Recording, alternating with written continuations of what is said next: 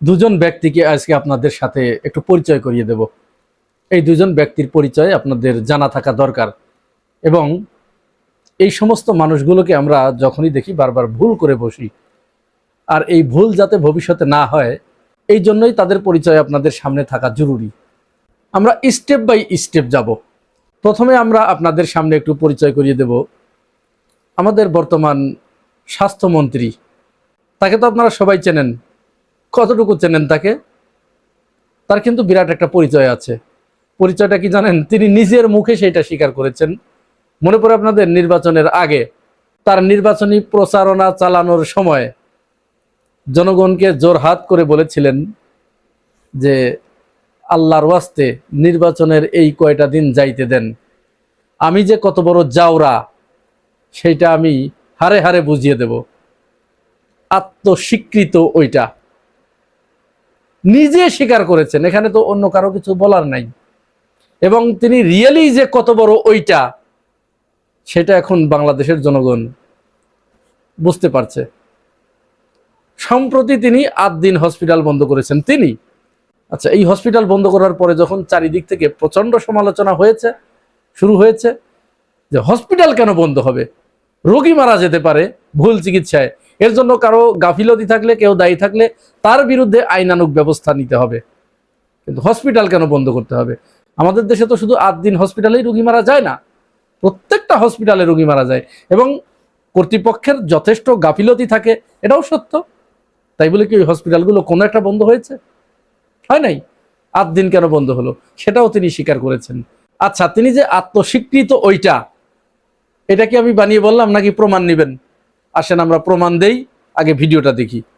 This is first time আমি তাহাজ্জুদ পড়তে পারি নাই। আজকে ভাবছি পড়বো এবং কালকে রাতটা এই কয়টা দিন পড়বো।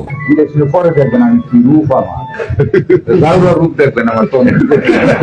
এই যে 8 দিন হাসপাতাল মানে ও বেটাও জাবাত করবে, তার লাইসেন্স বাতিল করবো নাকি চুমা বোধে বলেন তো? কোটি কোটি টাকা নিয়ে ঘুরেছে আমার পিছনে। আপনারা কোটি কোটি টাকা নিয়ে তার পেছনে ঘুরেছেন। আমি আমার মনে হয় আমি এই উত্তর দিতে চাই না। মন্ত্রী সাহেবকে জিজ্ঞেস করেন যে এই প্রুফটা ওনাকে দেখান। যেটা নাক দিয়ে মুখ দিয়ে সারি, এটা কার্বন ডাইঅক্সাইড বিষাক্ত, সব মরে যাবে। আমি যখন টয়লেটে যেতাম বই সাথে নিয়ে যেতাম। আমি যে আনারি ডাক্তার না, আমিও তো বুঝতাম যে বাচ্চা তো মুক্ত বাতাসে এসে ভালো হয়েছে, তার মানে ওইখানে অক্সিজেন পায় নাই। যে আমার কিন্তু ভেন্টিলেশনের যে কার্বন ডাইঅক্সাইড লেভেল যেটা থাকার কথা, সেই কার্বন ডাইঅক্সাইড লেভেলে এখনো যারা এক্সপার্ট তারা মনে করেন না, তারাও মনে করেন না, এটা আমার কথা বলছেন, তারা মনে করেন না যে এই কারণে শিশুর মৃত্যু হতে পারে। কথা বলো আর যাই করুক, বাতিল করছি তো করছি। এই ভিডিওতে তিনি কি বলেছেন? কয়েকটা বিষয় কিন্তু বলেছেন। প্রথমে তিনি বলেন আমার জীবনে কোনোদিন তাহাজ্জুদ বাদ যায় নাই। এর আগে তাহাজ্জুদের কথা কে বলতো? কোনোদিন তাহাজ্জুদ বাদ যায় নাই ওই যে নারায়ণগঞ্জের কে যেন পালিয়ে গেছে এখন, তার নাকি কোনোদিন তাহাজ্জুদ বাদ যায় না, এবং তার নেত্রীরও কোনোদিন তাহাজ্জুদ বাদ যায় নাই। তো তাহাজ্জুদ বাদ যায় নাই, তাই যদি এই অবস্থা হয়, বাদ গেলে কি অবস্থা হতো রে ভাই। এরপরে তিনি প্রথমেই শুরু করলেন 8 দিন দিয়ে। আর 8 দিন কেন বন্ধ করলেন সেটাও তিনি পরিষ্কার করে বললেন যে ও শালা জামাতের প্রতিষ্ঠান ওটা বন্ধ করবো না, কি করবো, ওটা বন্ধ করেছি তো ভালো করেছি।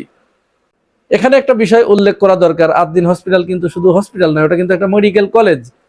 তো যখন সমালোচনা হয়েছে, এখানে প্রায় 500 জন ছাত্রছাত্রী আছে যারা মেডিকেলে পড়ালেখা করছে, তো তখন বলছে যে আমরা তো শুধু হসপিটালের লাইসেন্স বাতিল করেছি, আমরা তো মেডিকেল কলেজের লাইসেন্স বাতিল করি নাই, মেডিকেল কলেজ বন্ধ করি নাই। একটা মানুষের এই ব্যাপারে সে আসলে কি করে ডাক্তার হয়েছে, সে আসলে ওই ডাক্তার নাকি ভুয়া সার্টিফিকেট দিয়ে ডাক্তার হয়েছে, এটা একটু খতিয়ে দেখা দরকার।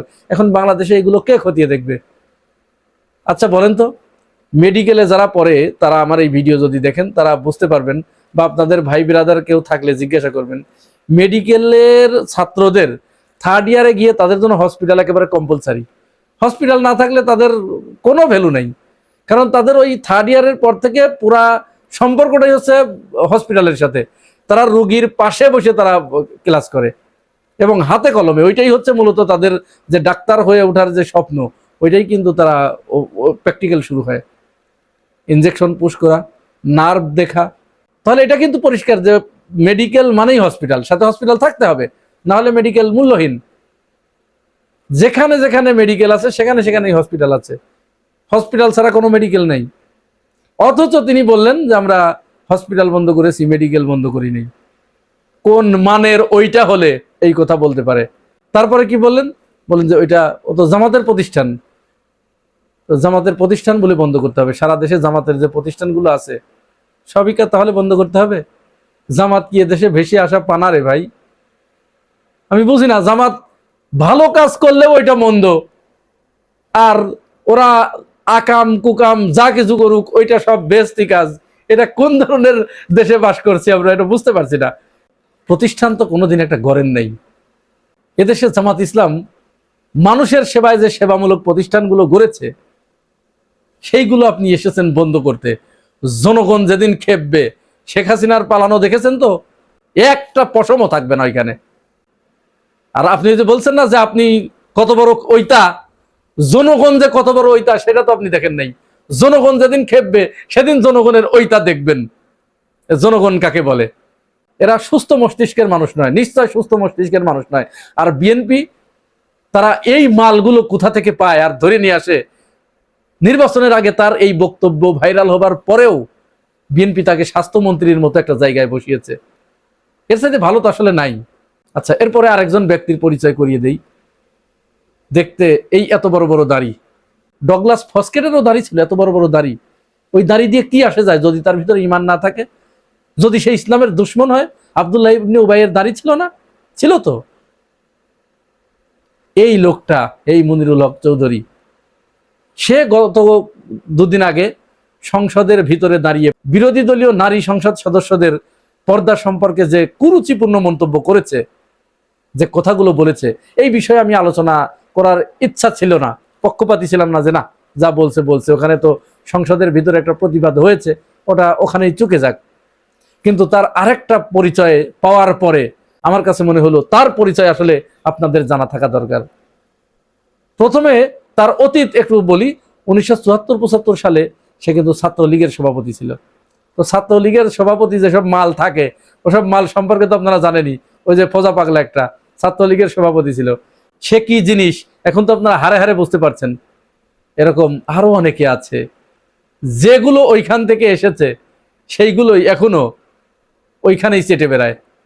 এরপর কুমিল্লা 10 আসন থেকে 9 আসন থেকে সে জাতীয় পার্টির নির্বাচন করেছে, হেরেছে। সর্বশেষ তিনি এই 2026 সালে কুমিল্লা 6 আসনে এসে নির্বাচন করেছেন বিএনপির হয়ে, এবং তিনি সেখান থেকে জিতে এসেছেন। এই জেতা যে কি জেতা সেটা তো আমি আপনি সবাই জানি। এইখান থেকে জেতার পরে সে সংসদে গিয়েছে। আরো একটা ভিডিও তার ভাইরাল হয়েছে, যেইটার কারণে মূলত আমার এই কথাগুলো বলা। তিনি কাউকে যেন ফোনে নির্দেশ দিচ্ছেন যে পাঠ্যপুস্তক থেকে ইসলামের ইতিহাস, ইসলামিক স্টাডিজ এই সাবজেক্টগুলো বাদ দিয়ে চিড়িয়াখানায় ওগুলো পাঠিয়ে দিন। ইসলাম হিস্ট্রি সাবজেক্ট মুঘল সম্রাটের ইতিহাস পড়া এইসব পড়ার মাস্টাররা রেজাল্ট আছে। কিন্তু এটা আল্লাহর রাস্তায় প্রতিষ্ঠা করেছে দিন নেই, এর জন্য আলাদা একটা চিড়িয়াখানা করে, ওখানে মাসে মাসে টাকা দিয়ে আমরা দাদি আমি বাজারে প্রস্তাব দেবো, দাদা আমাদের কিছু টাকা রাখে আপনার জন্য, কিভাবে এটি দয়া করে দূর করে। মুঘল সাম্রাজ্যের ইতিহাস ওখানে পড়ানো হয়, ওগুলো চিড়িয়াখানায় পাঠিয়ে দিন। একটা কথা এখানে শুধু শুনে রাখুন, মুঘল সাম্রাজ্যের ইতিহাস কাদের কাছে সবচেয়ে অপাঙ্ক্তেয়? কারা মুঘল সাম্রাজ্যের সমস্ত স্থাপত্যগুলো, বৈশিষ্ট্যগুলো, চিহ্নগুলো মুছে ফেলতে চাচ্ছে? কারা? এই আমাদের পার্শ্ববর্তী দেশ ভারত। ভারত থেকে মুঘল শাসকদের যত কীর্তি, যত কর্ম, যত ঐতিহ্য সবকিছু তারা মুছে ফেলছে। তাদের নির্মিত মসজিদগুলো তারা ভেঙে দিয়ে সেখানে মন্দির তৈরি করছে, এবং ওই মুঘল শাসকদের চরিত্র হননের জন্য মিথ্যা বয়ান তারা পাঠ্যপুস্তকে অন্তর্ভুক্ত করেছে, এবং তাদের চরিত্র বিকৃতভাবে তারা তাদের ছাত্রদেরকে, তাদের নাগরিকদেরকে শিক্ষা দিচ্ছে। তাহলে সমস্যাটা তো ওইখানে। তো সেইটা মনিরুল হকের কাছে আসলো কি করে? মনিরুল হককে নিয়োগ দিয়েছে ওখানে, ওখান থেকে বলেছে যে যাও, তুমি যাও, কিন্তু তোমার ড্রেস হবে কিন্তু এইটা, তাকে বলে দিয়েছে। এবং এটা শুধু ভারত বলে দেয় নাই, ভারত এবং ইসরায়েল মিলে তাকে এই ড্রেস কোড দিয়ে, তার এই অবয়ব দিয়ে, তার এই সুরত দিয়ে বাংলাদেশে পাঠিয়েছে যে যাও, তোমার কাজ হবে এই এই পোশাক পরে তুমি ওদের ভিতরে মিশে থেকে তোমাকে দেখতে মনে হবে তুমি আল্লাহর ফেরেশতা মাত্র নাজিল হলে, কিন্তু তোমাকে কিন্তু এই এই কাজগুলো করতে হবে। প্রিয় ভাই ও বোনেরা, এই পুরো বিষয়টাকে আপনি কিভাবে দেখছেন জানাবেন মন্তব্যের ঘরে। আর আপনি যদি আমার এই চ্যানেলে নতুন হয়ে থাকেন তাহলে চ্যানেলটি সাবস্ক্রাইব করে পাশে থাকবেন। আজ এ পর্যন্তই। ভালো থাকবেন। আল্লাহ হাফেজ।